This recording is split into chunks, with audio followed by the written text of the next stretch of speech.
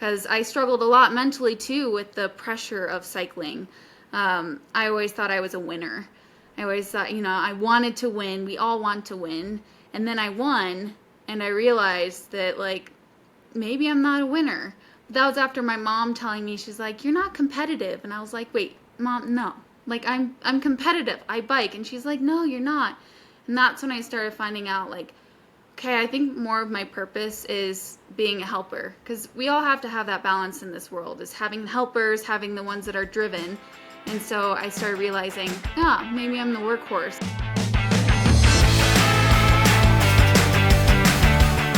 What's up, everybody, and welcome to the Stable Cyclist podcast. My name is JP, and for the second week in a row, we've got a bonus episode for you. And I want to start things off by thanking all of you who are listening. This is the 9th episode of the Stable Cyclist podcast, and I cannot believe how fast this podcast has grown. And it is all because of people like you who are sharing it with others to listen to as well. We've got people literally all over the world listening to this podcast, from places like Australia and Mozambique, and the country that I spent part of 3 summers teaching English in, Poland. That's a story for another day. The podcast is growing because you listeners are doing an amazing job of sharing it, and let's keep that rolling. This week, do me a favor and take a screenshot of the podcast as you listen to it, and go ahead and tag at the Stable Cyclist, as well as this week's guest, Charlotte Backus-Turner. You can find her on socials at Charlotte Backus, and keep sharing that pod around. The work you're doing on your end to share the podcast around with friends and others allows us to bring in guests like Charlotte this week, and also next week's guest, who I will tease only as the person who I refer to in the Matahe film as one of the GOATs of U.S. mountain bike racing. This episode is brought to you by Flow Formulas. If you are training for a race or just training in general, you want to feel your best on the bike. And if that's the case, Flow Formula's endurance mix and recovery mix are for you. I am a really salty sweater, and so anytime I go into the Flow Formula website, I make sure I throw a bag of the high sodium mix into my cart. It has been a game changer for me, and if you got some goodies that you're throwing into your cart, you can use the code JohnPeter15 at checkout to get a discount on those goodies. All right, enough of that. It is time to bring Charlotte Backus-Turner into the studio. Also, one more thing. This podcast was not without technical difficulties. If you're watching on YouTube, you're going to see us start in Riverside, which is where we normally record, where you're going to see as it crashes multiple times, things kind of change in appearance, and eventually we will end up on Zoom in order to finish this out. So if you're listening, you're not going to notice any of that, but if you're watching, for sure you will see it. Well, Charlotte Backus-Turner, welcome to the Stable Cyclist podcast. It is late March right now when people are going to hear this, and what are you up to these days? Are you prepping for races? Are you getting ready for some bike packing adventures, or what is next on your radar right now? Well, currently it's like snowing a ton here in Park City. So plans of riding outside, I'm kind of over skiing. I ski a lot in the winter. So I was in California last week doing kind of a big kind of training block / coaching with other gravelists. So right now it's kind of just training and preparing for my first race, which is in April. And it's odd to say, but it's a mountain bike race. And I thought I would never say that because I come from a UCI road background. And here I am starting my season with a mountain bike race, which I'm stoked about. Things have changed a lot over the years, and I'm excited to be getting into more ultra, more mountain biking. So yeah, just right now training inside on my watt bike. Okay. Swifting. Right on. Well, Charlotte, you have a real diverse background as far as different sports within the bike world, and also different backgrounds that you come from with nutrition and psychology and a lot of different pieces. But I want to start with one of the more honest quotes I have heard on a podcast in a long time. And you were on the Consummate Athlete podcast early March, I think March 5th episode. People should go listen to it for some really good bike packing stories and a lot of other good stuff. But you made a quote in that episode where you said, "I went to Fort Lewis College for road bike racing." And I thought that was just fantastic that you would be that honest. Kids ask me what I went to college for, and I said I went to college to be a runner, even though I knew I wasn't going to become one. I just loved doing it. I looked at my counselor and I said, what ACT score do I need to get so I can run in my first year at a Division II school? And that's what I aimed for. And so whenever I hear honesty like that, my ears perk up. And tell me about that decision making. Tell me about going to a school that it truly is known as a school you go to ride bikes and to race bikes and learn how to do it at a really high level. Tell me what got you there, and then I think everything from there kind of unfolds more neatly in your story. Yeah, it's great saying that. I went on a full ride pretty much for cycling. I was born and raised in Colorado, the Front Range. So I had been developing on junior teams and probably racing like every weekend. And then like hanging out with the guys groups every week, driving an hour, probably 5 times a week to Denver to train. And so I knew I wanted to stay in state. I love Colorado. So it was kind of like, okay, let's look around schools, but I can't really remember too much. Believe it or not, I was actually coming off an eating disorder. Senior year of high school, it was a little better, but I was in the hospital for about a year, in and out for anorexia. And at the time I was cycling, but cycling became my way of escape, way of kind of healing myself. And that's what the racing did, hanging out with teammates, racing. And so I was like, I want to go to college for cycling because that was my ultimate goal. But I wanted to also learn. I'm a nerd. I like learning things. And so I was like, well, why don't I go in for psychology?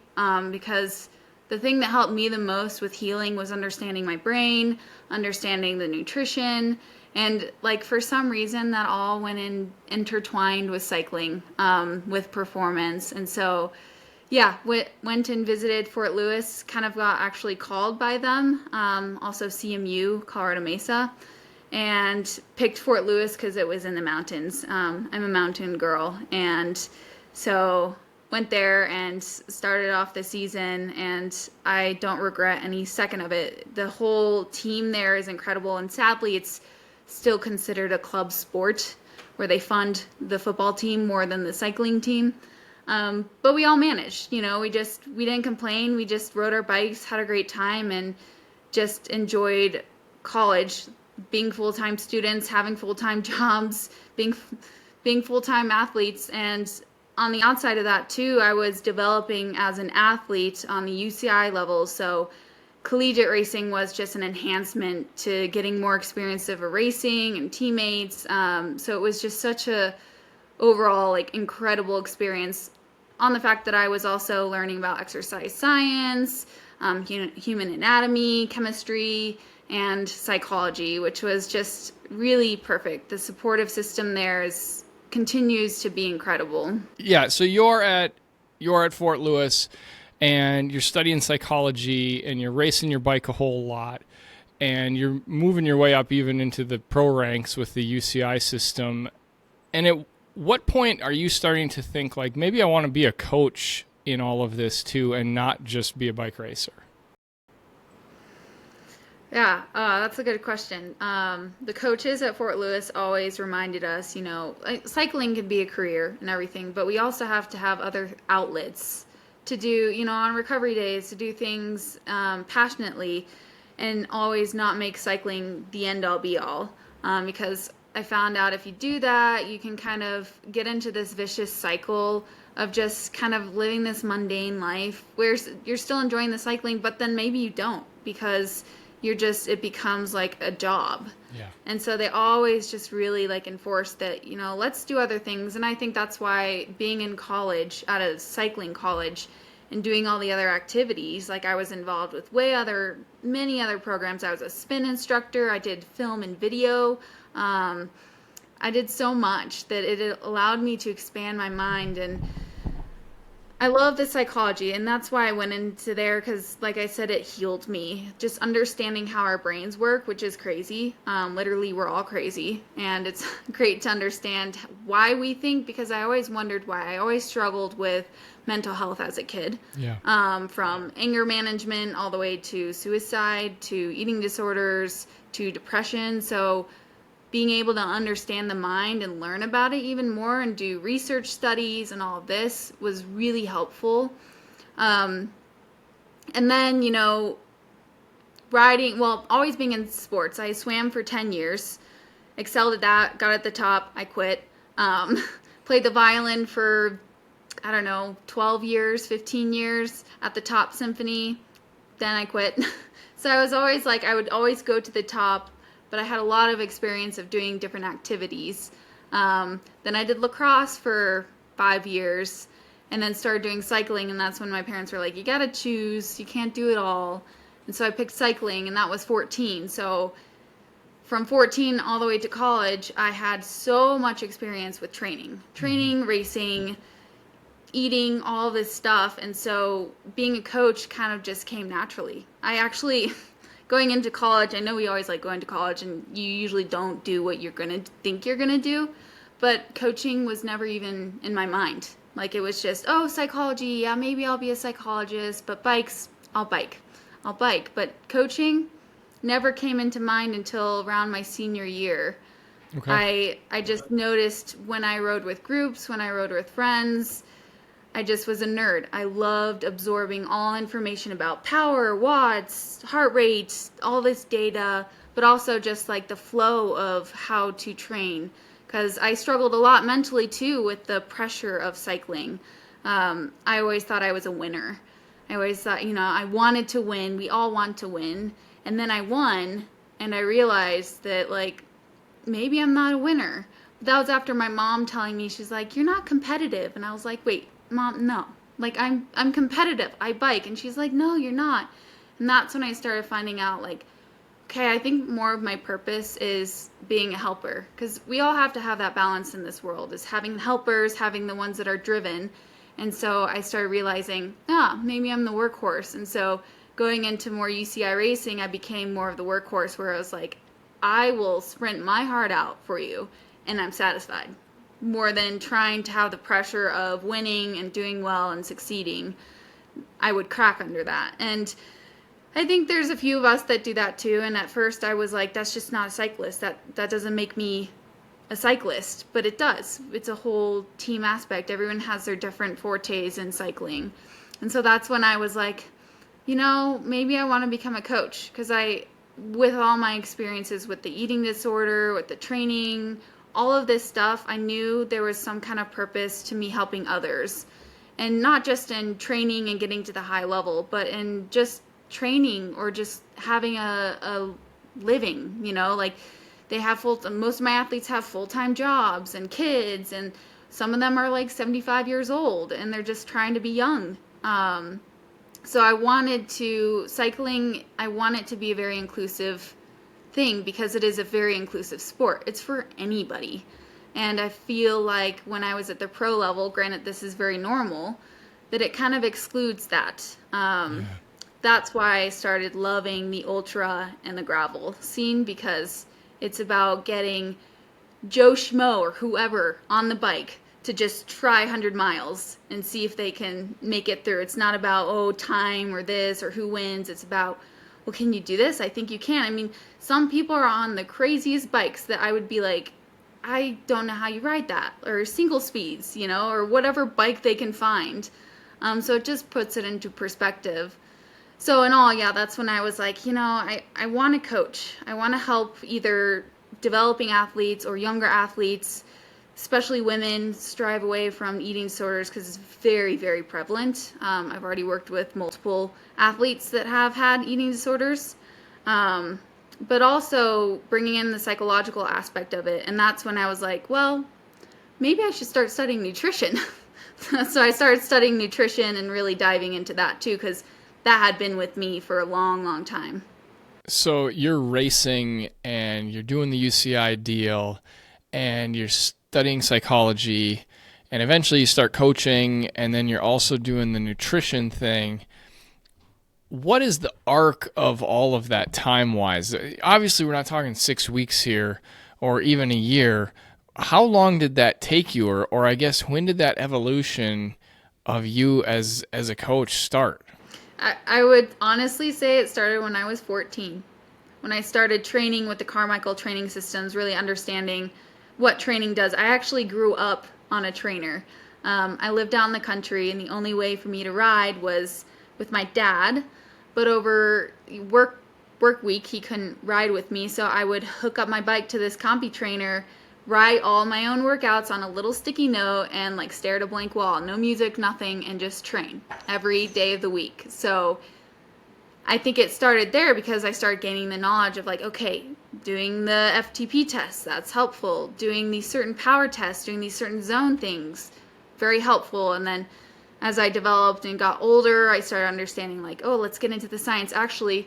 And then nutrition went along with that too. So my senior seminar project or capstone project, this was a while ago, so it was kind of before all the protein powders really like boomed out, but I made a protein powder that was mixed with like beets and turmeric because of now the science shows it, but then it was kind of, there wasn't much, and I think I called it like beet something. It was like beet elite or something, and beet elite came up with that, but it was like really funny how like, using all that knowledge and then bringing it to college, it's just, yeah, so it's taken years and years and years. Yeah, you mentioned that you had an eating disorder, and you take a very unique approach with your athletes today and working with them in all these pieces kind of at once. Is your own personal experiences the thing that's driving all of that?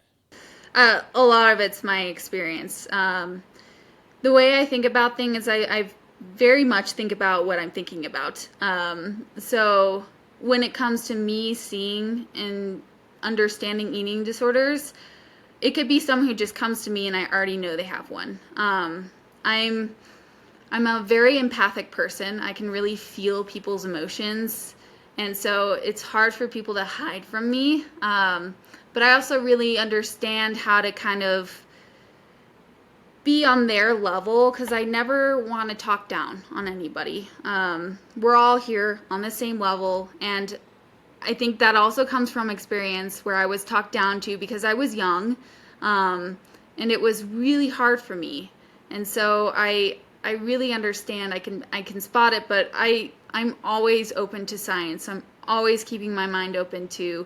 But to be honest, there's not like any eating disorder specific like sports nutrition programs. There's not much out there, and I've taken like 3 or 4 different sports nutrition certified classes, and none of them, like, they talked a little bit about the triad or the SAD or whatever, and it wasn't like in depth of like, okay, what do you do? It was only like, okay, well, here's the signs. And I was like, well, maybe you're missing a few signs too, because cycling, especially the road cycling part, I have to say it's really challenging, and that's kind of a little reason why I stepped away a bit more, was just the weight issue. Because it is, big component is power to weight. And yes, you need to be lean being at a sport level, but there's a threshold, and it was how less you can eat, how skinny you can be. Yeah, it was really challenging. And it was hard to navigate, and I would say my senior year of college, I kind of relapsed. I was way underweight, but I was fast, only for so long. Kind of bit me in the butt, but yeah, it's hard. There's not many like classes, and I think ultimately, I'm still young. I'm 26. I would love to in the future create a program for athletes, because I think it's becoming more prevalent too with the society we live in, with all these diet fads, all this stuff that's surrounding us that's non-athletic based, that's kind of leaching into the athletic world. I think it definitely, there needs to be a class for it or more knowledge on it.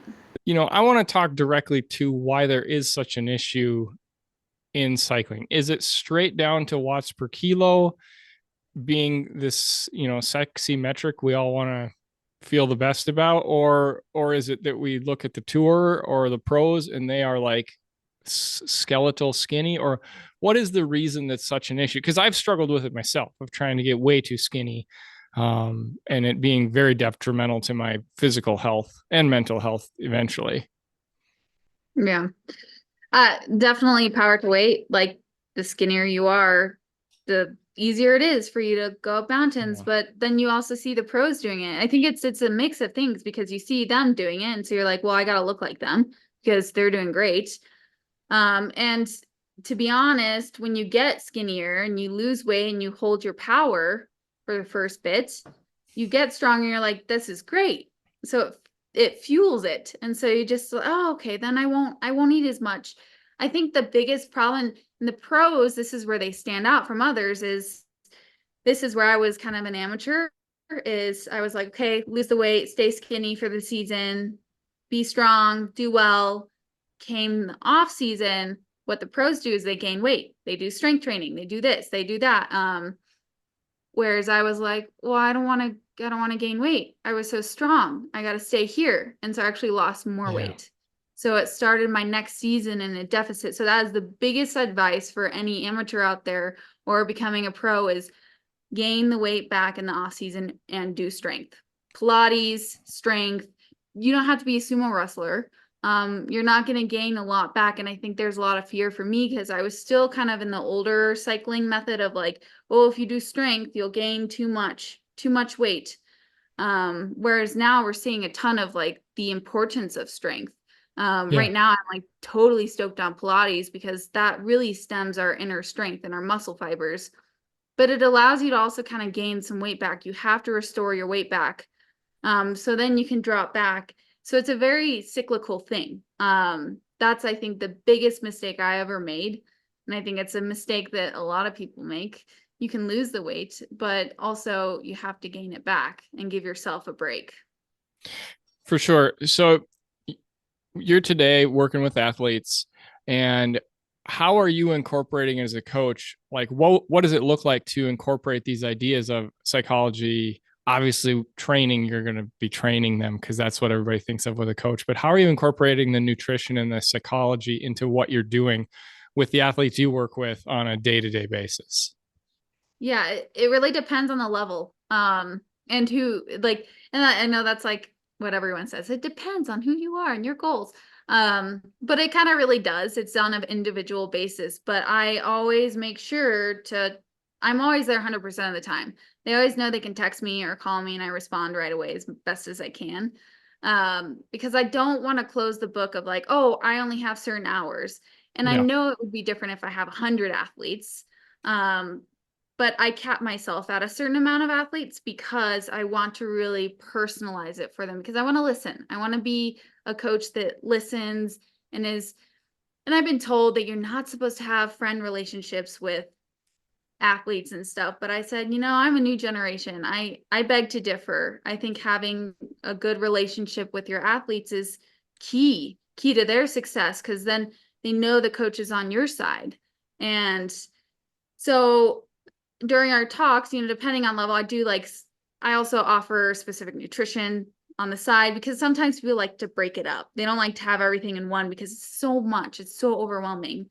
But for people that have the whole package, we'll talk each week. One week will be about training, the next will be about nutrition. A lot of what I do is I'm not a dietitian, and I didn't become a dietitian for a reason because I don't like to give meal plans out.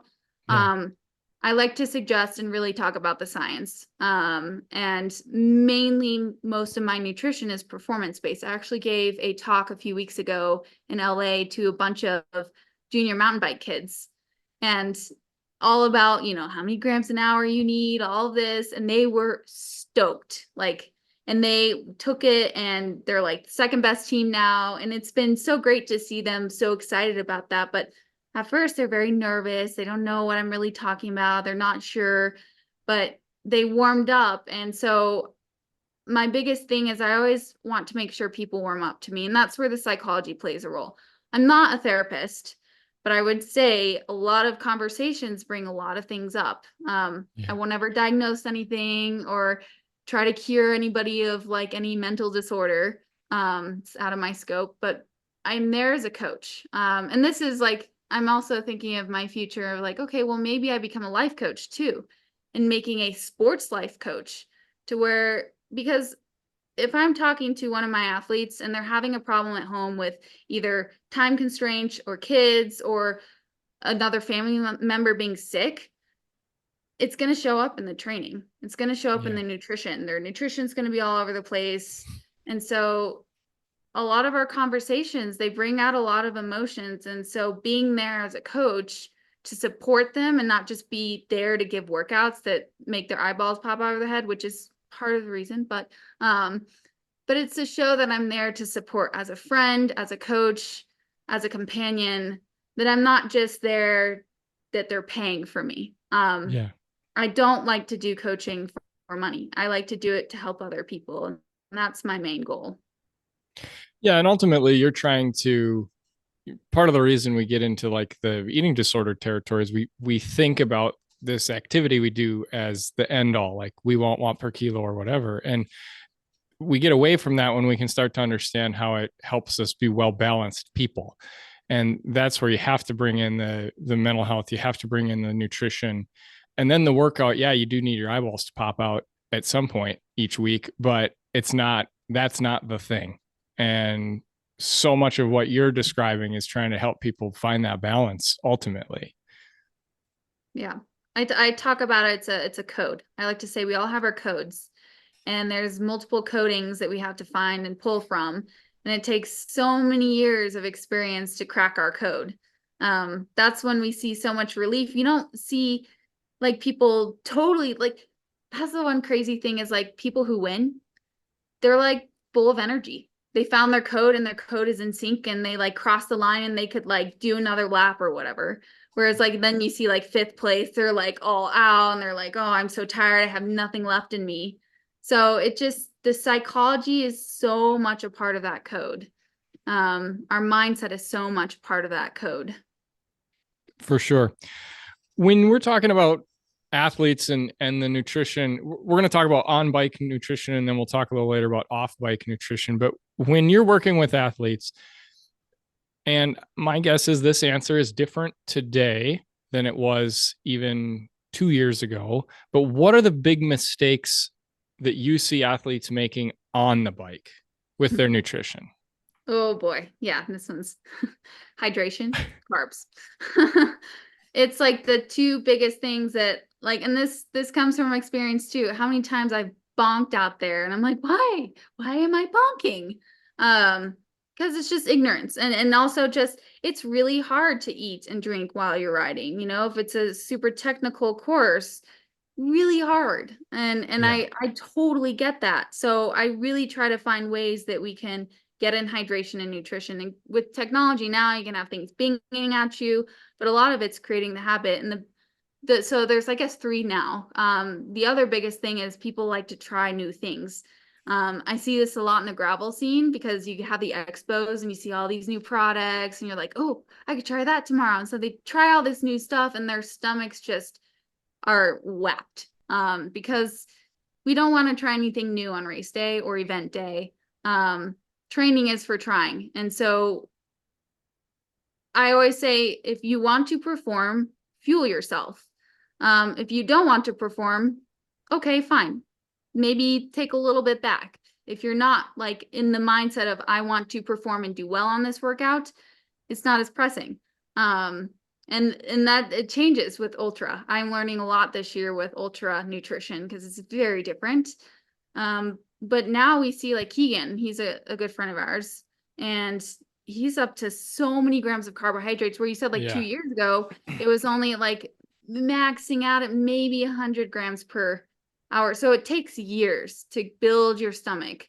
And everyone is very different. It really stems down to our gut microbiome and how your body processes carbs. And if you have someone saying, well, don't do carbs when you're doing rides, don't listen to them. Always take it with a grain of salt. Is okay. I always like to look at the zone levels. Endurance zone 2 for an hour, you don't necessarily need carbs. Your body's not pulling from carb sources. It's mainly fat and maybe some carb. You start going to tempo, little bit more carb, less fat. Threshold, more carb. VO2, sprints, all carb, no fat. And so always think of the performance aspect of what workout am I doing? What should I fuel myself with? I always like to say simple, the better.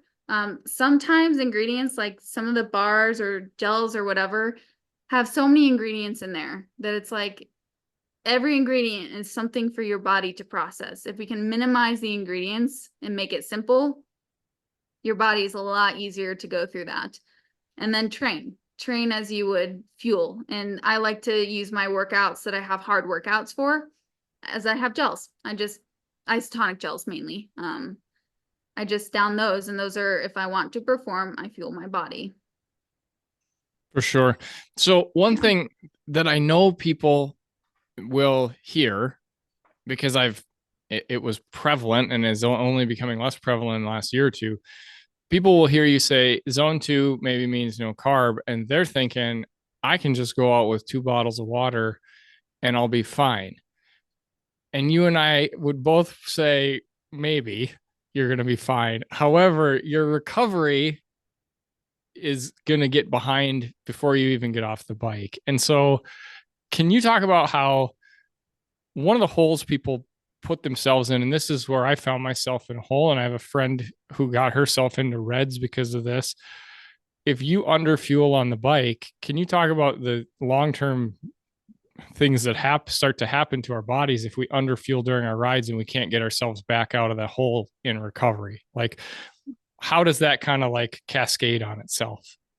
Yeah, it's a true overtraining aspect. And you're right, like reds, I did it too. I used to like fast before every ride. Of And course you did, because we all did, right? yeah, It was the right. way.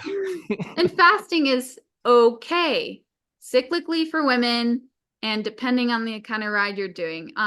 Like I understand if someone's waking up 6 a.m. they don't want to like slam a breakfast at like 4 a.m. Yeah. So you can start your ride fasted, but I say start fueling 30 minutes in. Like Yeah. just start. And that hole, you're so right. Like if you've ever noticed, I always like tell people this, but after a ride, let's say you do that endurance ride and you do a 2-hour endurance ride, 2 bottles of water, no electrolytes. Oof, ouch. Electrolytes are important too. But Yep. if you find yourself standing in front of the refrigerator, like I'm so hungry in the middle of the day or right after your ride, you did it wrong. And you think of this aspect of like, I like how you said you start digging a hole. Because what happens when and this is, I think, where people miss the ball. What really drives our strength and our energy is metabolic health. And Yeah. what happens when we take away nutrition and calories and energy from our body's like, oh, shoot, I got to conserve. So it's going to start pulling from fat sources. But once you start doing a little more of the carb sources and there's nothing there, it's going to be like, well, there's muscle. Muscle has some carbs. I'm going to start pulling from muscle fibers. And so all of the work that you're doing is just going down the drain. And then that hole turns into you're getting less muscle, you're getting tired. And with all of this, if it's very consistent, you're doing this very often, then your body starts to say, okay, I'm really in this like low zone. Even if you fuel yourself during the day, it's already in this low reserves area. So it's going to back off on the metabolism. So it's going to lower the metabolism. You're going to burn less calories. And so it's going to slow digestion. It's going to just this backlash. And so we have to think if we fuel ourselves, it's always like a car. I know everyone uses this as an analogy. But like, let's say, okay, fine. I'm going to be like 2024. It's an electric car. If you're like, because I have an electric car. So if you're like 20% and you're like, oh, I'll make it. I won't stop at this place and give it a little bit of energy, just like 20 seconds or 20 minutes. It's going to go into turtle mode. Been there, done that with my car. Turtle mode sucks and it's hard to get out of it. You have to get towed. And so there's so much to say, fuel your performance. And a lot of people think of it as like, oh, calories. I always like to say, change your mindset. Fuel the performance for metabolic energy. for Yeah. revving your metabolism and creating that energy to be faster and stronger. And so if you change your mindset off the numbers to the science, the actual metabolism, then it just seems a little more simple. Well, and there, for those of you out there that are listening, they're like, this sounds a little crazy, and it's 2024, so it shouldn't sound crazy with where the science is at. But I can remember the first time I fueled a ride correctly, and we'll talk about sodium here next, but I also had the right amount of sodium finally. And I got done with a 4 hour ride and like actually played with my kids in the afternoon and didn't lay on a couch. And I felt totally normal because I'd finally fueled right. And then my sleep was good that night. And then the next day I felt normal. And like, as much as it's a hole that you can dig yourself in, it's also, the mountain you can climb a whole lot faster with just getting fit. If you just take care of yourself and you do the things you need to and kind of go against what we were counterintuitively told through the 90s, 2000s, and 2010s even. Yeah, very, and it's like that hole too, it just takes your body so much more to recover. So the next Yeah, day, you're just not feeling up for it. You're tired. And yeah, it just speaks words to how important it is to fuel because it is amazing. And I always tell just give it one workout. Just give me one yeah, workout where you're like second guessing it. And you're like, oh, should I? Just do it. Just do it and see how you feel. Just can be one workout and you'll understand like how incredible it is to have that energy. for sure. So let's talk about sodium. I have down here JP's personal case study. There are a lot of people that I think for years have looked at companies that put out high sodium stuff and thought, why do we need that? And then you look at those same people like myself, and if they wear a black kit on race day, it looks like a white kit by the end of the time because they've sweat so much salt out.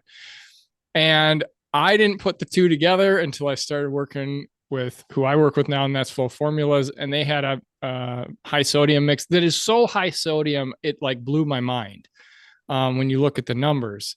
But then I started to use it and I felt really awesome. And like now that's my like secret weapon if it's even remotely hot and I'm going to go out long time. Why is sodium such a huge thing? And why is it like this connector piece that mostly we've been missing until recently? Because like Gatorade would always talk about, oh, we have sodium in our stuff. And like it has minimal sodium compared to what these drink companies are putting out now.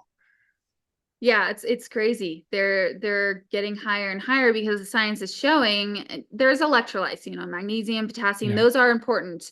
But sodium really drives muscle contractions and it gets lost through our sweat. You might not be a big sweater, but you might lose a lot of sodium. You also lose it through your breath. So and like if you think of yourself riding, you're like breathing a lot. So you might be losing a ton too. And so it's really good to test it. And now with like I saw Gatorade has patches you can put on. I don't know how accurate they are, but now there's like all these different testings. I did a camp with Alan Lim, big fan of Alan Lim, in Yep. Boulder a few years ago, and he did the OG, patch, see how much. And I'm not really a sweater, and so I was like, well, I don't need that much. I ended up needing about 1,000 milligrams per hour, Yeah. which is like everyone's like, oh my gosh, it's like a daily value. But again, this is where I think the nutrition of the outside sedentary world comes in and kind of blends into the cycling where it's like, oh, no, don't, sodium's bad for you. Where it's again, if we want to perform and we're performing, we have to fuel that performance, not just food, but nutritionally or with hydrationally too. For sure. So sodium is so important because it may cause even more cramps at night. I know a lot of people have like restless leg syndrome where they like are cramping in the middle of the night. And so Yeah. that means they might have not done enough sodium during the ride. You could do sodium throughout the day, but during the ride is where it really, really matters. And it also helps with the recovery Yeah. process. If you've looked at some of the recovery and there's this glorious like 4-to-1 ratio, which is super important right after your ride. But there's also sodium in there because you have to replenish what you have lost so your body can be like, okay, let's keep building and make tomorrow better. Yeah. When people have asked me about it, I'm like, Do you know on the Gatorade logo how there's the lightning bolt? That's because the salt makes all the charges work in your muscles. But yeah, That's true. you're also right about the amount that we need. Uh, I think a single serving of Flow is like 800 milligrams, and people will ask me like, "Well, how much salt do you need?" And I said enough that it would have killed my grandpa when he had his like heart disease late in life. People can't eat salt at all at that point, and the amount that we need is so high. But you're also right that we're exercising and we're just sweating and breathing it out just as fast. So yeah, Yeah, very let's much. let's shift and talk quick about the mistakes that you see people making off the bike with their food, whether it's timing or whether it's what they're eating or where they're thinking they should cut corners and not. You're working with people on a regular basis on this kind of stuff, and like you said, you're not meal planning, you're not a dietitian, but what are some just common mistakes and maybe even ones that you made personally off the bike with your nutrition? Yeah, usually it's me too. But Same. it's the recovery after the ride. A lot of people think, oh, protein shake, perfect, 100% protein. But you actually want to replenish your carbs first. So it's the glorious, it could also be 3-to-1, but 4-to-1. So chocolate milk. And they always said, oh, you have like a 30-minute recovery window. It's not exactly 30 minutes on the dot. I always just say as soon as possible. You can even do it on your cool down on the bike, because as soon as you start that recovery process, the bigger window you open to recover. So the next day you're recovered. But a lot of people, it's hard when you have a full-time job or kids or whatever. It's like, okay, off bike, shower, on to the next thing. And so then they're ravenously hungry the rest of the day. Their body's like, oh, I'm so tired. I've recommended this to so many athletes who didn't do this, but just one recovery shake before your shower. Doesn't have to be like a million ounces, just 4 ounces, 8 ounces of 4 grams of carbs to 1 gram of protein and a little bit of sodium. And so you can make it like I've usually just made it like I throw a banana in there, a half scoop of protein powder, a little bit of sea salt, or you can buy like Scratch has some recovery ones, but make sure it's that, and you can do the math, 4 grams of carb, 1 gram of protein. And so what that allows is your body replenishes the carbs, replenishes the sodium, the protein helps to begin the protein synthesis process. Then take your shower, and then on your meal, that's when you try to shoot for 30 to 40 grams of protein per meal. Everyone's different. Some people have like 2 meals or 3 meals or 4. We don't know, but I always try to, because there's a point in protein, I don't like to, this is where I kind of laugh at all the fad diets. I don't like to like glorify a certain macronutrient. They're all just as important in our diet. Carbs, protein, fats, they are all equally important at certain times, though. That's where I think the fad diets could be right in some way, but also like we need to glorify carbs for when we train. We need to glorify protein and fats for when we recover. So it's a very common thing to always be misled of like, oh, well, now that I'm off the bike, I don't need carbs. I'm done. I already overate my carbs, and then overdo the protein. Your body can only synthesize so much protein. So if you're like pounding Yeah. in 50 grams, 60 grams of protein, protein also turns into fat. Just saying. If there's excess of anything in our body, it'll turn into fat. It'll be stored away, because that's what our bodies are great at doing. And appreciate our bodies for doing that too, because our bodies are pretty incredible for how they manage ourselves in this society today. So protein's important, but not to overdo it or underdo it. Like 10 grams per meal, maybe not. Try to shoot for 30 to 40 grams. That's kind of like the key. Of course, it's all based on weight, kilograms. Yeah. Charlotte, what is next for you coming up as more of a rider racer or even as a coach? What is the next steps for you? I guess let's start there first as a coach. Is there more training you want to go see yourself get, or do you want to expand who you're working with, or what does that look like for you? Yeah, I mean, I'm always open to other coaches. I always like talking to other coaches. I'm actually a USA cycling level 1 coach and a Training Peaks coach. I like to be very active in that community, because it's important to get programs, because there are a lot of coaches out there. that might not have the proper knowledge to aid people. I think, because I'm the new generation, I really think there's a way we can change how coaching is, where it's kind of a blend of psychology, nutrition, and coaching, because it all does go in hand. So yeah, as far as coaching, I just continue to coach my athletes, and whoever wants me as a coach, I'm happy to bring on. I think a lot of my future now is doing a lot of talks to junior athletes about nutrition and being more hands-on. I know I'll be heading over to the Giant headquarters in LA, doing a nutrition talk there and broadening my knowledge on ultra nutrition, because that's what I'm getting into, thanks to my husband. He's the ultra, he's like bringing me to the dark side, which is completely different nutrition, where I've actually Yeah. used fasted rides to fuel depleted, but then, it's kind of almost opposite what I've always known. So it's really hard, but I'm really trying to understand it to best gauge how is it best, because you can't fuel for 50 hours straight on gels. I mean, you could try. I just don't see it working for the general population or myself. So that's a lot of, like, I think the next things, a lot of is the experience. The training for ultras is very different. I've incorporated so much more strength. My husband and I are like Pilates people now. We have all our little tools and stuff in the living room. And we've been doing a ton more strength, because the first ultra I did, which was across Andes in Chile, I got a knee injury.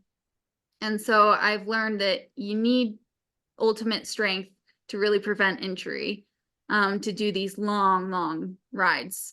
So yeah, that's what's coming up, and pretty much all mountain biking, which I, again, thought I would never say, but I'm really enjoying the trails, really enjoying the challenge of technical skills, because I think a lot of my life I've been all about fitness, which is great, but technical skills are super helpful, and it's really fun to be kind of, again, at ground zero, learning all over again. Yeah. When you say mountain biking, are we talking XC? Are you talking ultra endurance stuff? What kind of events are you aimed at with that kind of stuff? More ultra. Okay. um Probably not XC, especially not short track. I'm not, my upper end is probably pretty dusty. But it's more of like 6 hour races, point to Okay. point, just like a Yeah. 9 hour race, 25 hours of Frog Hollow. Just yeah, more of the ultra marathon mountain biking. Gotcha. Where can people find you on social if they want to follow along with your story or get a hold of you, Charlotte? Yeah, they can just find me on Instagram, Charlotte Backus. You'll see me. It's usually with a bunch of bike pictures. And yeah, you can email me. My website is exquisiteendurancecoaching.com. That's where I have all my blogs. There's tons of information. I do Zwift sessions every Friday, where it's free to everybody. It's called Friday Smash. It's a route-based workout. We're all tethered together, so it's for anybody of any level, and that's where I kind of geek out. Every week I have a topic. It could be nutrition, hydration, whatever. And we go through a whole series where there's also a workout, but during the workout, I'm geeking out on all this knowledge because I love being able to do that. I think knowledge is power. And so I also post blogs and everything. And yeah, always feel free to reach out to me. I'm open to anybody. And yeah, thanks for having me. Yeah, for sure. This has been amazing, Charlotte. And sometime I want to actually have you back on and take a deep dive on your life as a Zwift racer, because Oh yeah. like I think that cracks a lot of our brains. So yeah. Believe it or not, I was actually one of the beta riders. They came to me and were like, "Hey, we're opening this thing called Swift. You want to try?" It's like, I'm Yeah, in. I had heard you mention that on the other podcast, and I was like, I don't think we're gonna have time to fit that in. That's like a whole conversation on its Yeah, own, but another world. it sounds amazing. And Charlotte, thank you so much for coming on the show today, and just for giving us some of your wisdom and insights on the nutrition world and how it kind of plays with the body and mind relationship. And this has been awesome. Of course. Thank you. Charlotte Backus-Turner, everyone. Thanks for listening today. If you're looking for more content, head over to the Stable Cyclist YouTube channel, where I just released an episode about mental performance and mental health and kind of the gap that is between the two that can be bridged. And if you're wondering what video it is, well, you can just look for the thumbnail, where I have some Harry Potter and Voldemort vibes going on in the thumbnail. You can also find me on Instagram at The Stable Cyclist. The Stable Cyclist podcast is a twice-monthly show that focuses on bikes, mentality, and mental health. Episodes will drop always on the first and third Friday of each month, but as has been the case the past 2 weeks, we'll also have some bonus pods when possible. Have an amazing day. Thank you for listening and sharing the podcast. And most importantly, remember you are loved.